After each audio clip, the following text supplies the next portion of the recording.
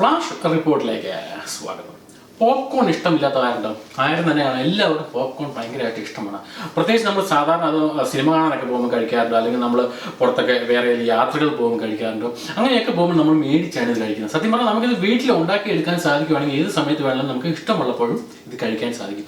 പക്ഷേ അതിന് നമ്മളെല്ലാം വിചാരിക്കുന്നത് അതിന് പോലെ മെഷീൻസ് വേണം, അങ്ങനെയാണ് ഇങ്ങനെയാണെന്നൊക്കെയാണ്. ഇതൊന്നും ആവശ്യമില്ല. നമുക്ക് വീട്ടിൽ ഈസി ആയിട്ട് ഉണ്ടാക്കിയെടുക്കാം, ഒരു മെഷീൻ്റെയും സഹായം ഇല്ലാതെ തന്നെ. ഓക്കെ, അതിനുവേണ്ടി ഞാൻ ഉപയോഗിക്കുന്നത് ഈ ഒരു സാധാരണ പാത്രമാണ്. നമ്മൾ വേണമെങ്കിൽ കറികളൊക്കെ വെക്കുന്ന പാത്രങ്ങൾ. ഓക്കെ, ഇതുപോലത്തെ ഒരു പാത്രം.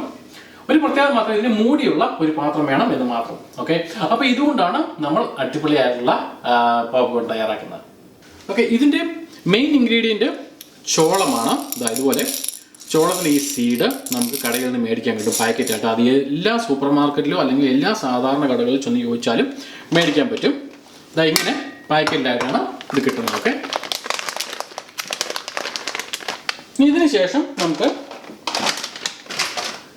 ഇതുപോലൊരു പാത്രം എടുക്കാം. അതിലേക്ക് ആദ്യം തന്നെ നമുക്ക് വേണ്ടത് ഒരല്പം ഗീ ആണ്, അതായത് നമ്മുടെ നെയ്യ്. ഒരല്പം നെയ്യ് നമുക്ക് ഇതുപോലെ പാത്രത്തിലിട്ട് ഇട്ട് കൊടുക്കുക. നെയ്യ് നമ്മൾ ഇട്ട് കൊടുത്ത ശേഷം നമുക്ക് അതിലേക്ക് ഈ പോപ്കോൺ ഇടാവുന്നതുള്ളൂ. ഓക്കെ, ഇതിന് ശേഷം ശരിക്കൊന്ന് ഇളക്കി കൊടുക്കുക. ഇനി ഇതിലേക്ക് നമുക്കൊരല്പം മഞ്ഞൾപ്പൊടി ഇടാം. കാരണം വെച്ചാൽ ഒരല്പം കളർ വരാൻ വേണ്ടി ഒരല്പം മഞ്ഞൾപ്പൊടി ഇടാം. അതിനുശേഷം ഒരല്പം ഉപ്പും. ഓക്കെ,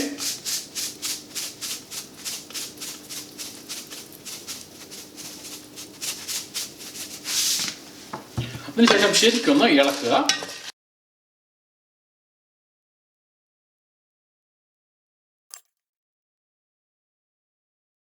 അതിനുശേഷം ഇത് ശരിക്ക് കവർ ചെയ്യാം. ഓക്കെ, ഇങ്ങനെ ശരിക്കും കവർ ചെയ്യാൻ പറ്റുന്ന പാത്രം മാത്രം ഉപയോഗിക്കാം. നിങ്ങൾക്ക് വേണമെങ്കിൽ ഇത് പ്രഷർ കുക്കറെ വേണമെങ്കിലും ഉപയോഗിക്കാവുന്നതേ ഉള്ളൂ. ഇതിപ്പോൾ ഇങ്ങനെ വെച്ച് കഴിയുമ്പോൾ നിങ്ങൾക്ക് കറക്റ്റായിട്ട് കാണാം പോപ്കോൺ പൊട്ടുന്നത് എങ്ങനെയാണെന്ന് കാണാം. അതിനുവേണ്ടിയാണ് ഞാൻ ഈ ഒരു ട്രാൻസ്പെറൻ്റ് ആയിട്ടുള്ള കവർ ഉപയോഗിച്ചേക്കുന്നത്. ഓക്കെ, ഇപ്പം തീ ശരിക്ക് കൂട്ടി കൊടുക്കുക. ഈ കുറച്ച് കഴിഞ്ഞ് ഈ പോപ്കോൺ ശരിക്ക് പൊട്ടാൻ തുടങ്ങുമ്പോൾ നമുക്ക് തീ മീഡിയം ലെവലിലേക്ക് താത്തി കൊടുക്കണം, അല്ലെങ്കിൽ കരിഞ്ഞു പോകും. അത് ശരിക്ക് കൂട്ടി കൊടുക്കുക. അതിനുശേഷം പോപ്കോൺ ചെറുതായിട്ട് പൊട്ടി തുടങ്ങുമ്പോൾ അത് കുറച്ച് കൊടുക്കുക. ഓക്കെ, ഇപ്പം ചെറുതായിട്ട് പൊട്ടാൻ തുടങ്ങിയിട്ടുണ്ട്. നമുക്കിത് തീ കുറച്ച് കൊടുക്കാം.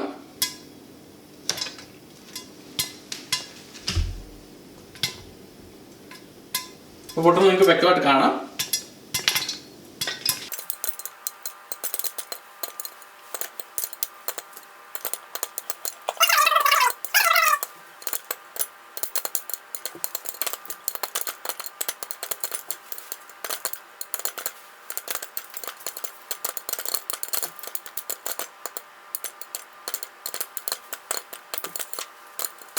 ഇപ്പം നമ്മൾ വെച്ച പോപ്കോൺ എല്ലാം തന്നെ റെഡി ആയിട്ടുണ്ട്.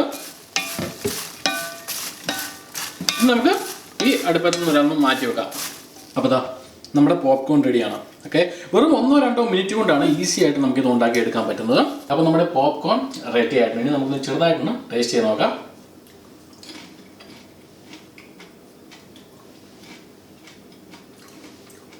അടിപൊളി. നമ്മൾ സാധാരണ കടയിൽ നിന്ന് മേടിക്കുന്നതിലും ടേസ്റ്റ് ആയിരിക്കും. സത്യം പറഞ്ഞാൽ നമ്മൾ വീട്ടിൽ സ്വന്തമായിട്ട് ഉണ്ടാക്കിയെടുക്കുമ്പോൾ. ഓക്കെ, അപ്പോൾ എന്താണ് താല്പര്യമുള്ള എല്ലാവർക്കും ഉണ്ടാക്കി നോക്കാവുന്നേ ഉള്ളൂ.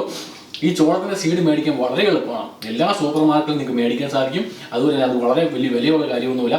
1 കിലോയുടെ ഒരു പാക്കറ്റ് മേടിച്ചാൽ നമുക്ക് ഒരുപാട് ഉണ്ടാക്കാനും സാധിക്കും. ഓക്കെ, അപ്പോൾ കണ്ടത് മനോഹരം, കാണാൻ പോകുന്നത് അതിമനോഹരം. നമുക്ക് കാണാം മറ്റൊരു എപ്പിസോഡിൽ മറ്റൊരു വിഷയവുമായി. ഞാൻ വരും നിങ്ങളുടെ സ്വന്തം ജോബി വയലിംഗൽ. അതുവരേക്കും ഷോർട്ട് പ്ലേ. കൂടുതൽ വീഡിയോയ്ക്കും വിശകലനങ്ങൾക്കും ഫേസ്ബുക്ക് പേജ് ലൈക്ക് ചെയ്യാനും യൂട്യൂബ് ചാനൽ സബ്സ്ക്രൈബ് ചെയ്യാനും എൻ്റെ വെബ്സൈറ്റ് സന്ദർശിക്കുവാനും മറക്കാതിരിക്കുക. ജോബി വയലിംഗൽ.